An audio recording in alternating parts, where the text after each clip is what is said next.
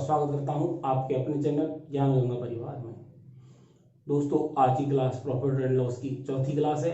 बहुत ही important question मैं आज आपको कराने जा रहा हूं और आज की क्लास के क्वेश्चंस इतने इंपॉर्टेंट क्वेश्चन है कि एक भी क्वेश्चन आपको नहीं छोड़ना चाहिए। हर क्वेश्चन के कंसेप्ट को समझना है आपको। जो क्वेश्चन आपको सरल लग रहे हैं या फिर आपने कभी एग्जाम में गलती नहीं की उन क्वेश्चनों में, मैं चाहूँगा कि आगे भी गलती ना हो, लेकिन एक बार फिर से समझो क्यों नहीं, किस प्रकार से ऐसा हो सकता है कि हमारी कैलकुलेशन पार्ट में कम से कम गलती हो या फिर हमारे किसी भी चीज़ में जहाँ पे हमें कोई समझने में दिक्कत है तो वो आज के बाद नहीं आएगी। चलते हैं पहले क्वेश्चन की ओर। पहला क्वेश्चन क्या है, एक दुकानदार में 2 रुपये में 3 की दर से कुछ पेन खरीदता है। क्या है, 2 रुपये में 3 पेन खरीद रहा है वो। तो क्या है, सबसे पहला काम क्या करना है हमें, जैसे हम क्वेश्चन पढ़ते हैं, क्वेश्चन पढ़ने के साथ ही हमें क्या लिख लेना चाहिए कि भाई यहाँ पे तो रेट है, यहाँ पे क्वांटिटी है, अगर कितने रुपए में और कितनी चीजें। तो क्या है, 2 रुपये में 3 पेन, कुछ पेन खरीदता है और इतनी ही मात्रा में 3 रुपये में 2 की दर से खरीदता है। 3 रुपये में 2, तो यहाँ पे रेट कितनी हो गई 3 और वस्तु कितनी हो गई 2। लेकिन क्या उतनी ही मात्रा में क्या डिफरेंस आ गया, यहाँ पे कितनी है, यहाँ पे कितनी मात्रा 3 और यहाँ पे मात्रा कितनी है 2। तो इसलिए हमें क्या मात्रा बराबर करनी पड़ेगी। मात्रा बराबर करने के लिए हमें क्या है, इसको 2 से गुना और इसको 3 से गुना कर लेंगे। जब करेंगे तो इधर आ जाएगी रेट और इधर क्वांटिटी। तो रेट क्या हो जाएगी 4 और 4 रुपये में कितनी वस्तु, 6 वस्तुएं। इधर रेट कितनी हो जाएगी 9 और वस्तुएं 6। अब क्वांटिटी बराबर हो गई, क्या बोला है, उतनी ही और इतनी ही मात्रा में 3 रुपये में 2 की दर से खरीदता है। अब इन्हें 2 में 2 की दर से अर्थात 1 रुपये की एक वस्तु। विक्रय की बात करूं मैं तो विक्रय में विक्रय क्या कर रहा है, 1 में 1 अर्थात 2 में 2 अर्थात 1 में 1। अब यहाँ पे देखते हैं रेट कितनी हो गई और क्वांटिटी कितनी है। भाई रेट हो गई अपनी 13 रुपये और वस्तुएं कितनी आ गई 12। जब 13 रुपये में उसने 12 वस्तुएं खरीदी हैं, 1 में 1 की दर से बेच रहा है तो 12 को कितने में बेच देगा, 12 वस्तु तो 12 रुपये। अब 13 रुपये में कोई सामान खरीदा, 12 में हमने बेच दिया, तो नुकसान कितने का हुआ, 1 का नुकसान हुआ ना। क्या हुआ, हानि हुई। और हानि कितनी हुई हमारी 1 रुपये की हुई, किस पे 13 रुपये पे, बोला सिंपल है। 13 7 91, 9/13 प्रतिशत। क्या हुआ, बहुत ही आसान क्वेश्चन है, किंतु देखने में थोड़ा लेंथी लग रहा है। लेंथी क्वेश्चन नहीं है। क्या बोला था भाई, उसने बोला है कि 2 रुपये में 3 वस्तु, 3 रुपये में 2 वस्तु और वस्तुएं बराबर खरीदी हैं दोनों में। तो हमने वस्तुएं बराबर 6 वस्तुएं कर ली, ये 2 से गुना ये 3 से गुना। तो रेट कितनी आ गई हमारी, 13 रुपये में 12 वस्तुओं की रेट आ गई। अब 13 रुपये में जब 12 वस्तुओं की रेट है और बेच क्या रहा है 2 रुपये में 2 अर्थात 1 रुपये में 1। जब 1 रुपये में 1 है तो 12 वस्तु 12 रुपये में, 12 रुपये में वस्तु बेच रहा है, 13 में खरीदी है, 1 रुपये का नुकसान हो गया। 1 रुपये का किसमें, क्रय मूल्य कितना 13 है। 13 रुपये में जब 1 रुपये का नुकसान है तो कितना आ गया 7 से 9/13 प्रतिशत। चलते हैं नेक्स्ट क्वेश्चन की ओर। दूसरा और बहुत साधारण सा दिखने वाला सवाल, लेकिन इस सवाल में अक्सर लड़के गलती कर जाते हैं। कई बार टीचर भी असली कंसेप्ट को समझाने की जगह ट्रिक के ऊपर ज़्यादा ध्यान दे जाते हैं और इससे क्या है कि बच्चा क्वेश्चन में गलती यहाँ पे तो नहीं करता है, लेकिन एग्जाम में उससे गलतियाँ बहुत ज़्यादा होती हैं। ये मेरे द्वारा महसूस किया देखा गया चीज़ है, इसलिए मैं आपको इस क्वेश्चन को बहुत ज़्यादा इम्पोर्टेंट बता रहा हूँ, क्योंकि यदि ऐसा क्वेश्चन आएगा तो जो मेरे 70% विद्यार्थी हैं जो आज तक तैयारी कर रहे हैं उनसे अक्सर गलतियां हो जाती हैं, क्योंकि उनकी समझ थोड़ी ऐसी ही बन गई है। बात करते हैं क्वेश्चन की। 18 वस्तुओं का क्रय मूल्य 20 वस्तुओं के विक्रय मूल्य के बराबर है। 18 वस्तुओं का क्रय मूल्य 20 वस्तुओं के विक्रय मूल्य के बराबर है, तो लाभ अथवा हानि प्रतिशत ज्ञात करो। अब कई लोग कई तरीके से समझाते हैं जो मेरे शिक्षक भाई हैं, लेकिन मेरा जो कंसेप्ट है वो ये है कि वस्तुएं हैं कितनी, क्या बोला है 18 वस्तुओं का क्रय मूल्य बराबर क्या है, 20 वस्तुओं के विक्रय मूल्य। क्या है, 20 वस्तुओं के विक्रय मूल्य के बराबर है 18 वस्तुओं का क्रय मूल्य। ऐसा कभी हो सकता है कि कोई व्यक्ति 18 वस्तुएं खरीदे और 20 वस्तुएं बेच दे? संभव नहीं है। हुआ क्या, इस चीज को समझने के लिए एक बार जब समझ में आ जाएगा ना, बहुत आसान क्वेश्चन हो जाएगा।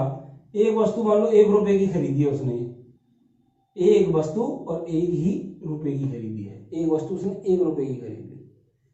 अब यदि 18 वस्तुएं खरीदता तो कितने की आती, 18 की। लेकिन वस्तुएं कितनी बेच रहा है वो, वस्तुएं तो 20 बेच रहा है, इसलिए क्या होगा, 20 वस्तु 20 रुपए की। क्या है, 20 वस्तुएं 20 रुपए की हो गई। जब 20 वस्तुएं 20 रुपए की हैं, लेकिन क्या है, 20 वस्तुओं का जो विक्रय मूल्य है वो 18 वस्तुओं के क्रय मूल्य के बराबर है। अर्थात क्या है, 18 वस्तुओं का क्रय मूल्य क्या है, 18 रुपए। 18 रुपए हुआ ना, तो 20 वस्तुओं का विक्रय मूल्य की बात करूं, 20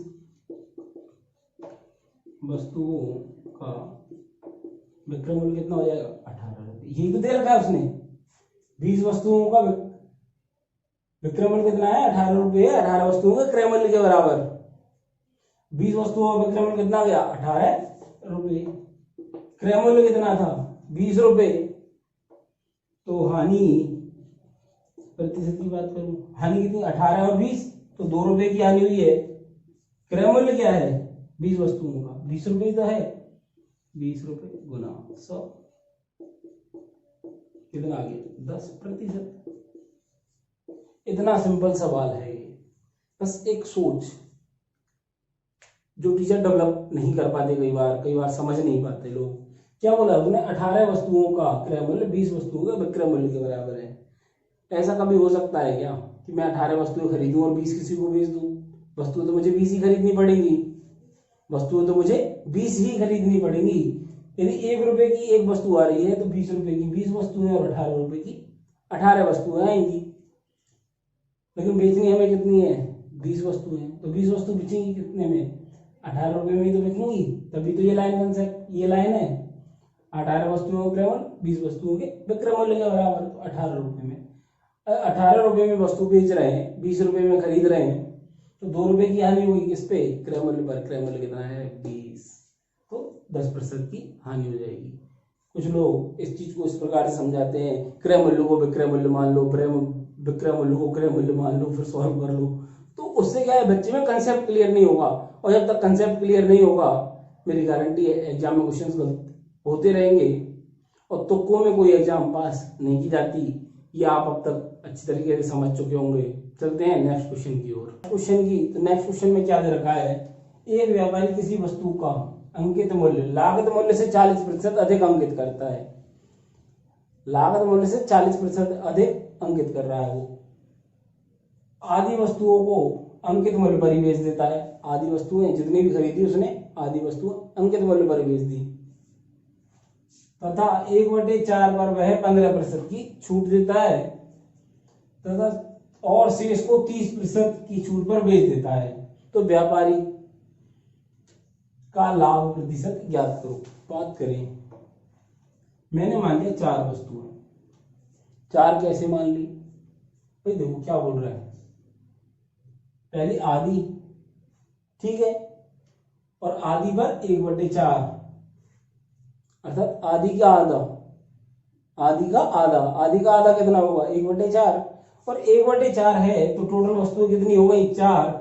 4 में करें, 4 का 1 तो हमें निकालना है, आधा तो 2, और 1/4 और 1/4 अर्थात 1 और 1।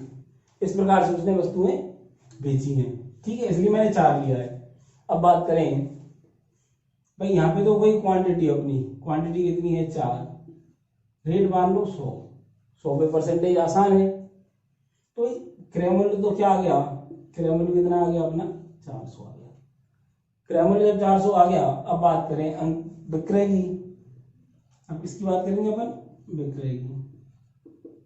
तो क्या है, आधी वस्तु अर्थात दो वस्तु तो उसने बेच दी, कितने पे, 140।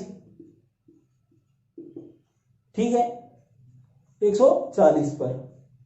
तो दो वस्तु 140 से बेची तो 7 दूनी 14, 14 दूनी 28, सॉरी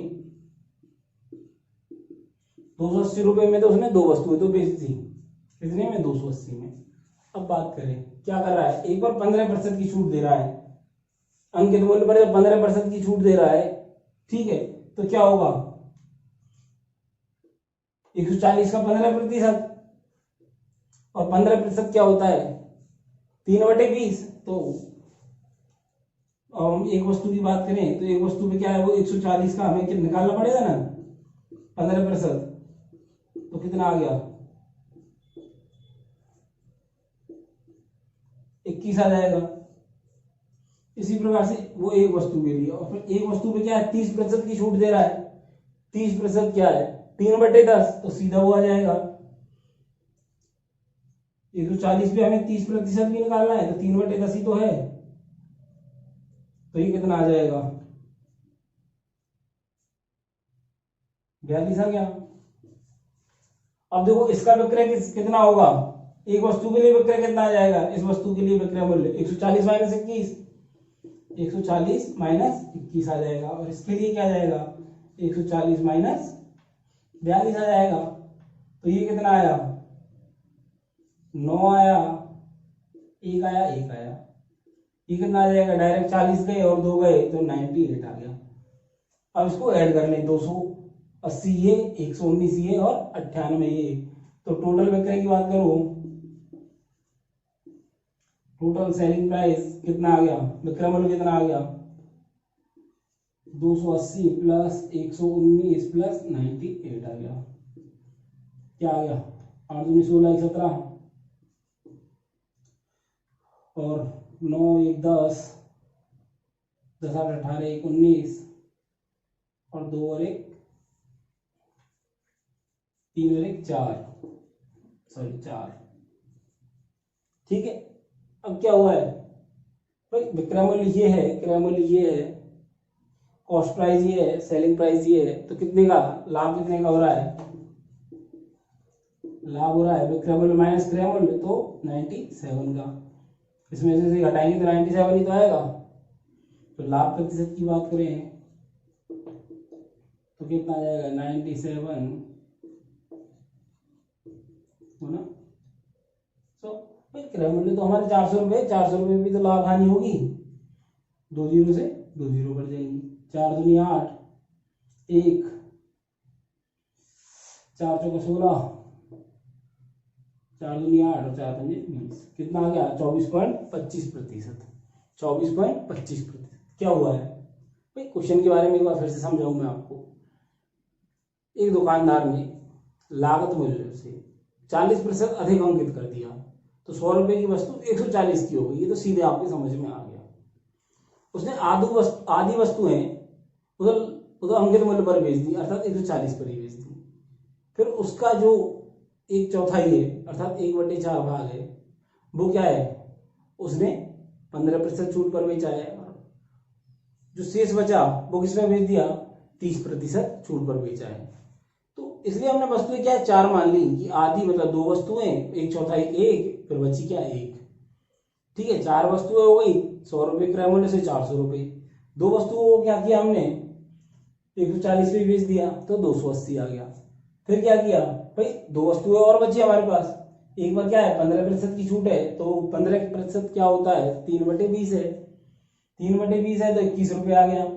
इसी प्रकार से 30%, 15 का दोगुना 30, डायरेक्ट निकाल लेते 42, लेकिन आपके लिए मैंने कर दिया क्या है, 3/10 आएगा, तो ये निकाल दिया 42। तो इन पे छूट दी है तो अंकित मूल्य पे ही तो दिए, तो अंकित मूल्य क्या था 140, उससे हमने इनका विक्रय मूल्य निकाल लिया दोनों का। इसका आ गया 119 और इसका आ गया 98। टोटल विक्रय मूल्य की बात की तो टोटल में सबको ऐड करके 497 ले आए। तो 497 में 400 रुपये की वस्तु खरीदी, 497 में बेची, तो क्या 97 रुपये का लाभ हुआ है, कितने पर, 400 पर।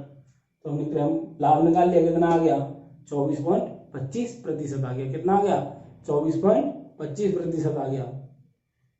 दोस्तों बहुत ही अच्छा क्वेश्चन है, अच्छे एग्जाम्स में आता है और पटवारी वालों के लिए तो बहुत ही अच्छा है, पुलिस वालों के लिए भी एक अच्छा क्वेश्चन है। ये थोड़ा लेंदी है लेकिन हो जाएगा बहुत जल्दी, क्योंकि समझाने में समय ज़्यादा लगता है, क्वेश्चन को समझाने में ज़्यादा समय लगता है, वरना कोई ऐसी जरूरत नहीं है।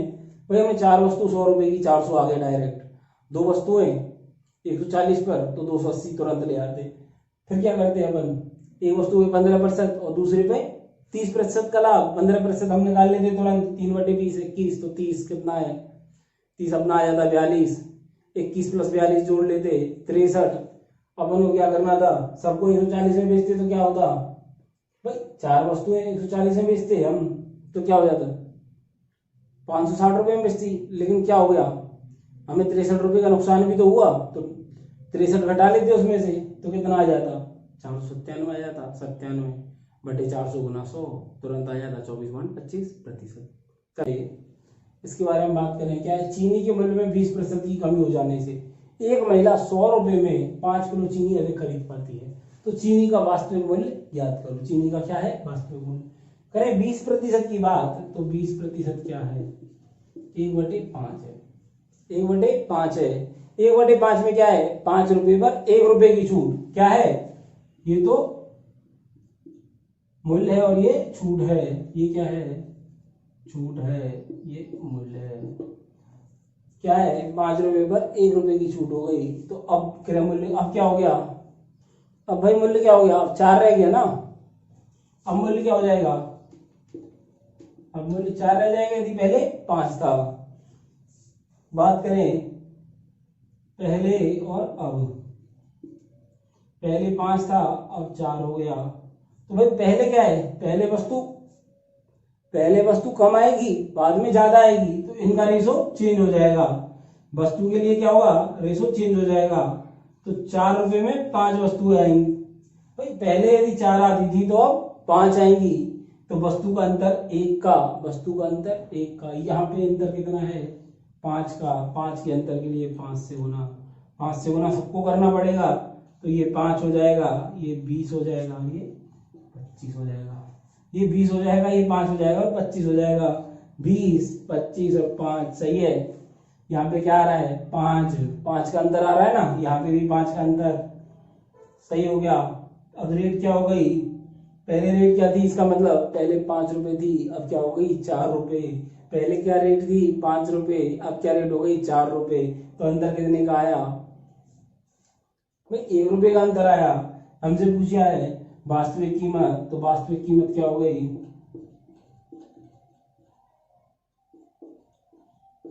वास्तविक कीमत क्या हो गई 5 रुपए। वास्तविक कीमत 5 रुपए जो पहले थी, वो तो छूट के बाद हुई है, तो वो वास्तविक नहीं है। वास्तविक नहीं पूछेगा उस टाइम पे। कई लोगों को तो यही समझ नहीं आता कि वास्तविक पूछा है तो कौन सी निकालनी, वास्तविक अर्थात जो पहले थी वो वास्तविक थी, वो तो छूट के बाद है, तो वो पूछता छूट के बाद या अब कीमत, ये चीजें पूछता। तो पेपर में लैंग्वेज से ज्यादा प्रॉब्लम होती है। ये क्वेश्चन तो और भी तरीके से किया जा सकता है, लेकिन सबसे शॉर्टेस्ट मेथड है, सबसे सरल मेथड है। कुछ भी नहीं करना है, 20% दे रखा है, 1/5 है, अर्थात क्या है पहले 5 रुपए की आ रही थी, अब 1 रुपए की छूट है, 4 रुपए में आ रही है। भाई यही तो हुआ। हम जानते हैं कि वस्तु का अनुपात और क्रय मूल्य का अनुपात जो है वो उल्टा होता है। तो क्रय वस्तु का अनुपात 4:5 हो गया, तो अनुपात में अंतर 1 का, यहाँ पे कितने का आ रहा है 5 का, तो पूरे समीकरण को 5 से गुना कर दिया। 5 से गुना किया तो देखा यहाँ पे 5 आ गया, यहाँ पे 20 और 25, तो 5 का अंतर अपने आप आ गया ना, 5 वस्तुओं का अंतर।